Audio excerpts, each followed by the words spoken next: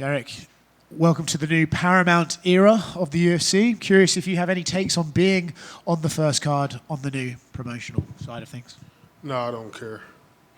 Cool. Strong. What do you make of your opponent for this one, Waldo? He's coming on a good little tear here. He's fought a lot recently in the last couple of years. What do you make of him and his style compared to yours? I don't care. Do you care much about this fight or any of our questions today? Not really. Figured. But this guy right here, he reminds me a lot of Roy Nelson, the way his style is a little bit, so. In what way does he remind you of Roy Nelson? The way he wound up his right hand, just like Roy Nelson, so. It ain't nothing I've ever seen before. Yeah. It feels like this fight is pretty much set up for you to, if you get a win here, to go on to that White House event, right? Dana White has already said that Trump loves you. He called you that time in the cage. And it feels like this is set up for you to make your appearance on that card. Do you feel the same? Yeah, but shit, I don't care. It'd be good if I could fight a little sooner than that, but if not, that's fine. I feel like they're setting you up for a massive fight on that one. I wonder if you could win here. Maybe there's an interim heavyweight belt for you to fight in front of Trump for that. Yeah, that'd be good. That'd be good. Yeah. Derrick, right here next to him. Mm-hmm. What did you make of Mike Tomlin giving you that shout out after his big win with the Steelers? Oh, that was pretty cool.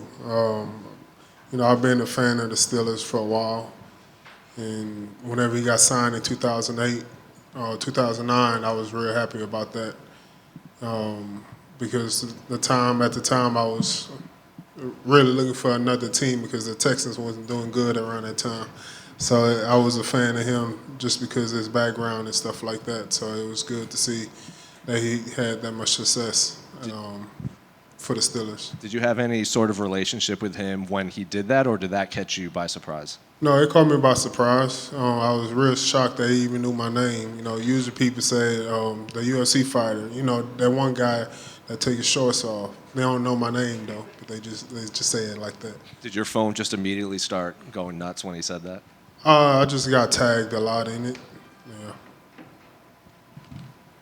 Derrick, over here. I know you said you'd kick your opponent in the nuts, poke him in the eye if you need to. Do you practice that?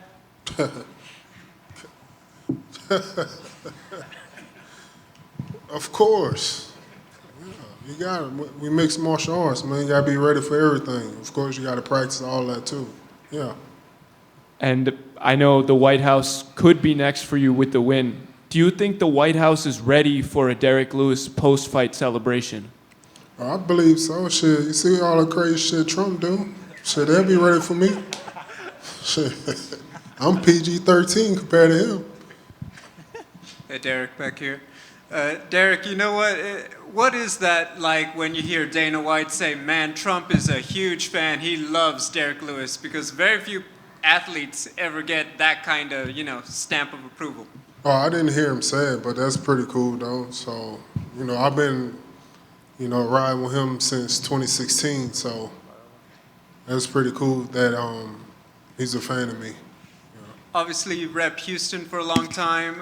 Did you feel any sort of way that Houston got a UFC champion recently in Joshua Van?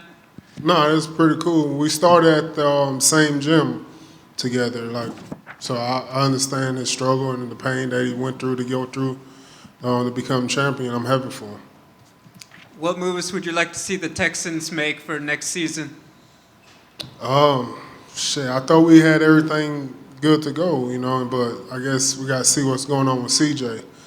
I think ever since we seen him show up with Amber Rose at the softball game a few years ago, and Kim Kardashian and all that, and I'm like, damn, that might be like a curse for him. So hopefully we could get him back, but we'll see what happens. Just curious, you're a big fan of all of those teams publicly. What Houston team would you say, man, that was a fun season just to be a fan, whether it be, Rockets, Texans, anyone else? I think it's probably one of our best years that we ever had as a Texans fan. So I think the Texans really surprised me a lot this year. So I was happy to be a supporter and watch the grind this year. Yeah. Thank you. Derrick, how are you enjoying podcasting? What's that? How are you enjoying podcasting? Yeah, I like it a lot. Shit, I didn't know there was that much money in podcasting. I should have been doing that, man. So, if anybody want to watch my podcast, it's The Beast and the Cowboy.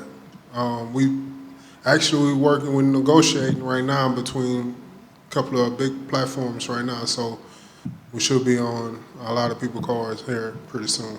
It seems like the MMA media is writing a lot of stories about you. Like you said that you were supposed to fight Rico Verhoeven, that got picked up, and then this whole peptides thing just kind of blew up. Are you going to have to watch what you have to say on your podcast, or who gives a fuck? Who gives a fuck? I'm going to still say what I got to say. Even though old boy right here try to coach me. Mr. Clean right there try to coach me and tell me what they're saying, this and that. But the peptides thing, of course, I'm not really taking peptides. It's a third-party company that don't have nothing to do with the UFC and stuff like that, you know. So they reached out and told me that they had some stuff for me that helped me feel young again. Of course, I'm going to go ahead and take it. So I've been taking it. I'm feeling good, you know. Do you feel young? I feel young, for sure. You look young. Thank you. Black don't crack, man. You know that. Derrick, Waldo's been calling out you for a while, and I know you said before the last fight with Tolleshin you wanted to fight him as well. Did the call out motivate you at all? Is there some little extra edge because he was calling your name for so long? I really don't even care. I was just happy that he did call me out because I've been trying to get a fight since July. So I was happy that he did call me out and they finally gave him his prayers. You're the most experienced heavyweight in this division now with Andrei Arlovski gone. No one has more fights than you. How does experience on your end factor into these fights now and how you can get yourself to a win? Yeah, it's like they really can't underestimate me because I do have the most experience. It's like I don't be seeing what these odds makers be seeing whenever they be picking against me. I'm like, every time, I'm like, what in the hell are they talking about? I just watch the same video, the same fights that these people been watching. And I'm like, are they really serious? Like, they betting against me like that. So, once again, Saturday, y'all would see, he shouldn't have no business in the cage with me. What does the script say for this one? You didn't give him the script? First round knockout. As usual. Yeah. Then he gonna try to lie and say I poke him in the eye, but it's not gonna be an eye poke. Watch.